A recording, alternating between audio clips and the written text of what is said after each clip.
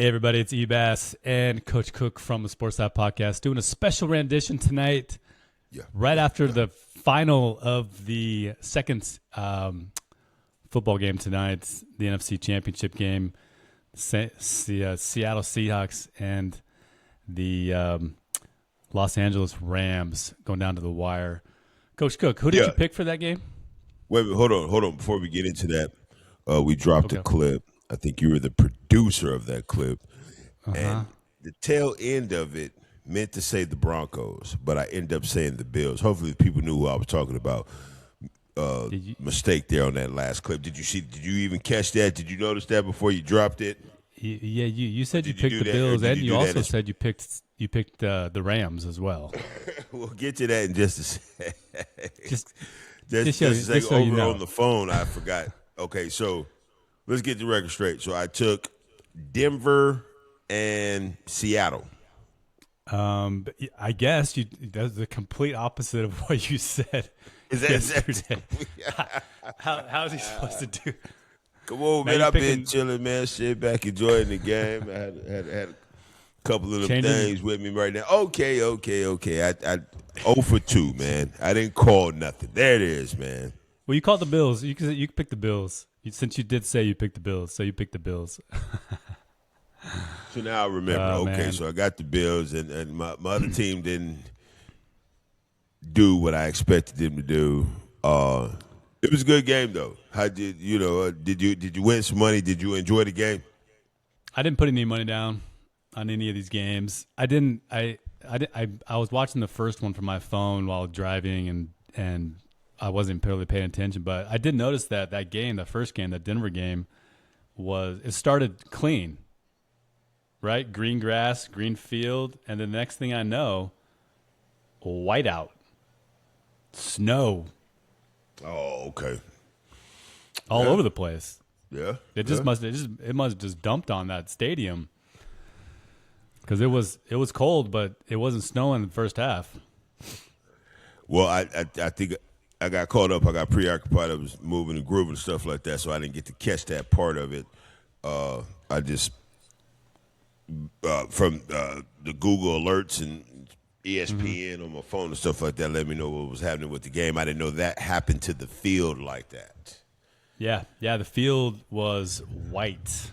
Blanketed, huh? With all kind of snow out there. Snow, they had to get the lines, they had to shovel the lines off. But it wasn't a great game to watch, once the snow hit. 10-7, Drake May had like 86 yards throwing, no touchdowns passing, had one touchdown rushing touchdown. Stidham, he was a little bit better, 133 yards, one touchdown and one interception. Bad. No, he wasn't bad. I didn't, he didn't win the game, but he didn't make a lot of mental mistakes. He didn't seem nervous. He took off when he needed to take off. He made some good decisions to get rid of the ball. He didn't force anything. I don't think he walked away with any interceptions, did he? He had one. That's what cost him the game. Not interceptions, sir. I'm talking about any sacks. Did he get? I know he got rushed. He got hurried. Did he? He had doesn't say no sacks. Doesn't say it. You said no sacks, or it doesn't say it. It's what it say. I don't see anything where it says sacks. But it was it wasn't a great game, but it was a snow game, cold snow game. Wasn't expecting a lot of points scored, a lot of running, but yeah, he threw that ball, easy pick. I mean, that's funny that you say that because I think the over and under on that game was 46.5 total. Yeah. It didn't even get to there. No. How did they get it? Why did they set it so high? If you know what I mean, they couldn't produce. Well, they probably didn't know what the weather's going to. That the weather shifted super fast out there in Denver. Okay, like it does out here in Arizona. Oh man, like you can blink your eyes and it's cold, and then you can blink again, and then it's dust all over the place. It's hot. It's crazy. Yes, exactly. Yeah. Yep. So go ahead. I was going to say even the rushing matchup for that first game, 71 yards for Stevenson, 37 yards for Harvey. Not not still stellar stats. Of course, they're not going to because it's a snowball game. But Stidham did strike first. Stidham struck first and got a touchdown. The only touchdown, really, receiving touchdown of the day. So, like you said, he wasn't bad. That's why I had got a little excited. I had to tell myself there was plenty ball game left. But when I saw that, okay, I said he shook the cobwebs off. He didn't have no fear. And he looked like he was going to try to go in there and do his very best and produce. Man, I applaud the effort from him. They didn't pull through. But you know, it looks good for the future for him. You know what I'm saying? Should Bo Nix, right? Oh yeah, if Bo Nix was there, it would have been a whole completely different game. Different game, right? But you know what I'm saying. So you know that was a torn ACL from the guy, right? No, a fractured ankle. Fractured ankle. So you know, you still got something behind him that you know can get in there and step in and do some things. I think the moment Stidham stepped in there, that moment was big for him to try to come back and go in there and do something like that. That the moment might have overwhelmed him a little bit, but I didn't really see too much fear out of him. He did what he could. No, not at all. I mean, yeah, you can see he's a seasoned quarterback. He's been in the league for a long time. Doesn't play much, but you know he still has smarts. But I can't imagine still going in 1 week practice to get into an AFC Championship game. Championship game, right? Wild, right, wild, real crazy. This next one here, what this next one do for you? This Rams and Seahawks game, that was a little bit more this interactive. Rams and Seahawks game was fun to watch because you know NFC Birdman West champion over there. What's NFC all that West. Birdman? That's what Birdman do with the hands, man. I was loving it. Yeah, it was fun to watch those guys play. I mean, look, it's the NFC West. I don't care who's in. I'm not one of those guys that's like, oh, it's NFC West. I'm not going to vote for or watch you need on one. No, I'm not like that. Like, if 49ers aren't going to be in it, I'm all for the NFC West to go in and to win the whole entire thing. Which the next representation of the West. Exactly, okay, I get it. All All right, yeah. West. So, which I still believe Seattle's going to go in and just kick the hiney off of Drake May in New England. And they're playing in San Francisco, which do you think that's going to be a home field advantage really for Seattle because they play there 2 times a year? It's on the West Coast. They do, like you said, they play there 2 times a year. They got something going on. It's really going to be a tough game. I'm going to have to do some real extensive, serious research to look at some things. Make sure all the key players that I think that's going to be special in that game are going to be available. And yeah, I don't have a clear cut winner yet. I'll say this: I like Seattle, but I'm not sure. Okay. Well, today's spread right now for the Super Bowl, the odds are 3.5 in favor of Seattle. From DraftKings. Here you go again, trying to set me up here, looking at the numbers, 3.5. Well, that's what I'm saying. We got to give it a little time to. Let's look at the money.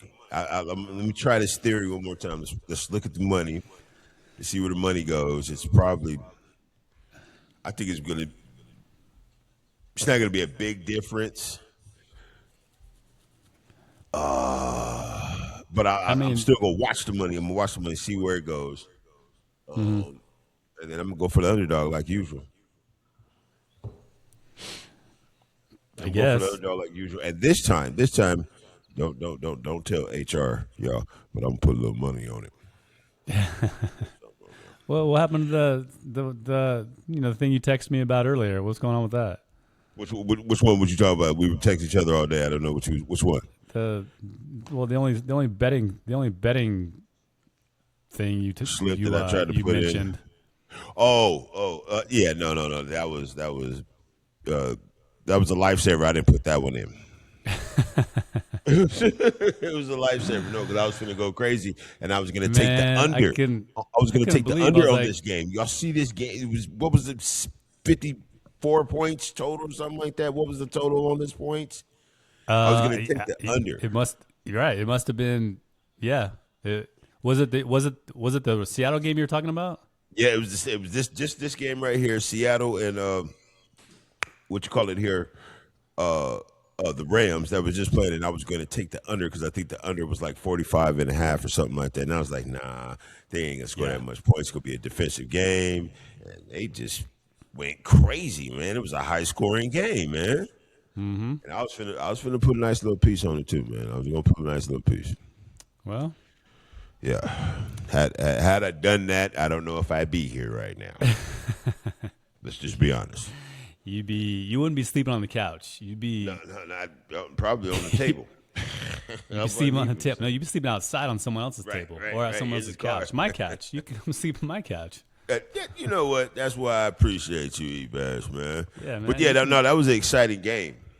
Mm-hmm. I think that your boy from Seattle, he blew it though with that big call towards the end of the game there, the taunting when it was 4th and 12. No. Y'all about to get the ball back, and you want to, you know what I'm saying, go to get the act of the fool, cutting up, talking crazy to the other squad, man. You stupid. Couldn't believe it. What was he thinking? Even Tom Brady was saying, there's no need for that. I mean, in these moments, I get it. Your emotions are high and stuff like that, but you still have to remain in control. Right. He did do that. Not smart. That was a big turning point for them, I believe. Hurt them a lot. For sure. So I do got a clip. I got a clip. What you got a clip of? Here's the clip. Here's where's it at?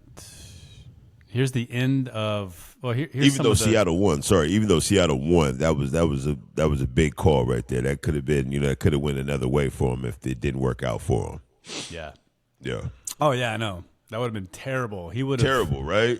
So he's probably going to get talked to during practice. Hey, man, let's keep our head in the game. All the marbles is on the line now, and we don't need none of that going on extracurricular activity. Anyway, go ahead with your clip. Right. My bad. What you got? Yeah, exactly. Crazy, huh? All right, so this is the game, the Denver game. Watch. It's about a 30-second clip, so just watch and see the transition from first half, second half, and then it also shows the end of the game interception. Here we go. Check it out. You're just talking about. Okay, go for it. I was going to take the under. So there we go. So this is the game. Can you hear? Can you hear? Okay.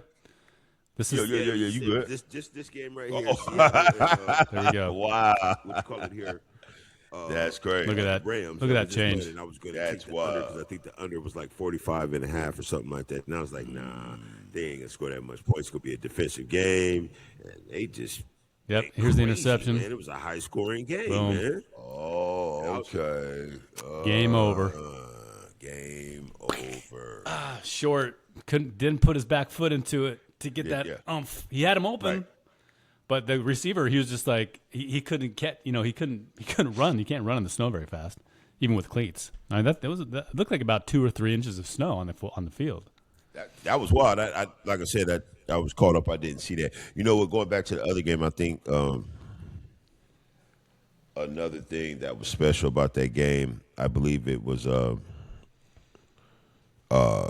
silent snap count that they was going into in Seattle. Did you notice that? Did you see that? Or did you watch the game? The Rams, you mean? Yeah, versus the Rams. Yeah.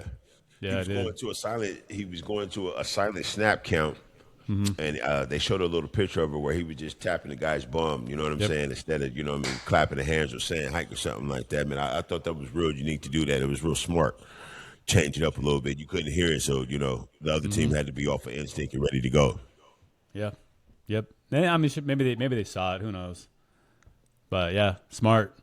If they didn't see it the first time, they caught hold the second time because they figured that since they didn't hear nothing, they're trying to go for a silent snap count. But that was crazy, man.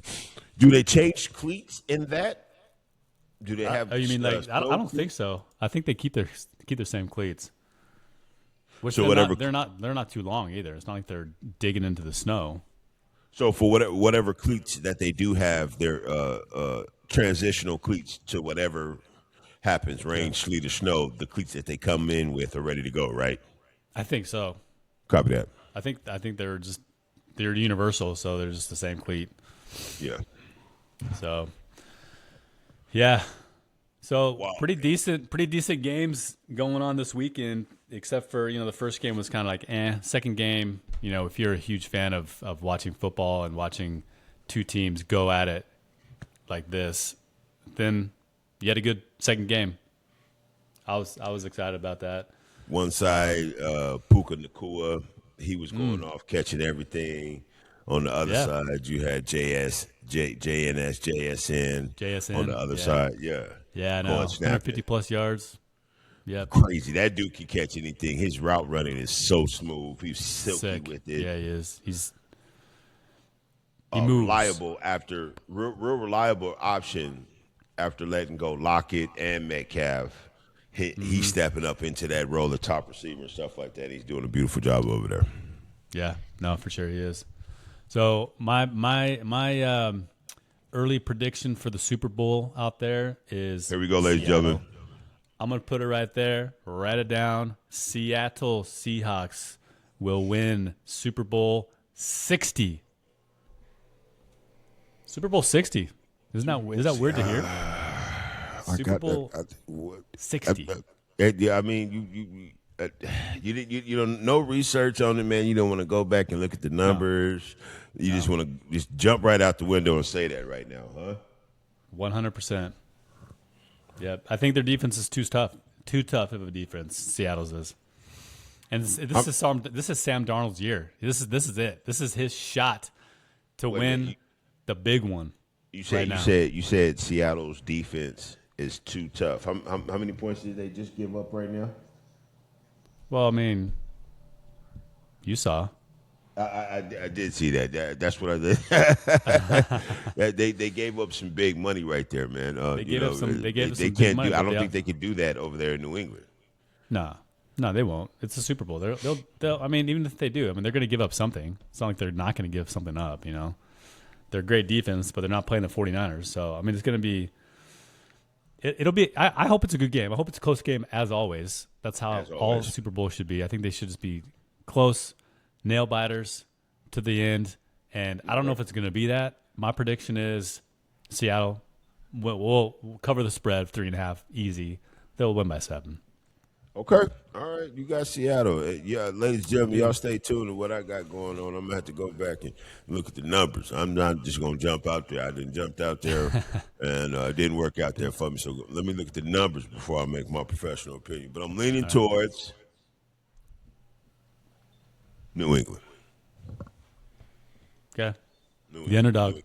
Hey. By the way, the picture's a little grainy. What's going on? Did you do something different there? Did you not turn on some lights? What's going on? Ooh, mine's a little grainy? Yeah. I'm used to seeing you in high definition, man. The world needs to see that same thing, man. I look good on this side. Copy that. That's all that matters. Look good, feel good. So we got this week coming up. Let's let them know we're gonna hit them with some shorts, a breakdown of what we dropped. Yep. Earlier today. Break that down. Hit them with some shorts. Y'all out there, give us a little feedback how y'all felt about that whole little setup and that little arrangement, man. Let us know if we're heading in the right direction. As always, we appreciate the support, the love coming out, showing up, attacking us, talking crazy. Sometimes I say the wrong thing, but I done had a sip or two. So, you know what I mean? Don't hold that against me, That's why I got Ebass over there to, you know what I'm saying, set the record straight. I will. We appreciate y'all, and always, if we're not coming to an end, for me, y'all put God first, man. He's there for you and always will be. Amen to that. All right, buddy. Good night. Next time.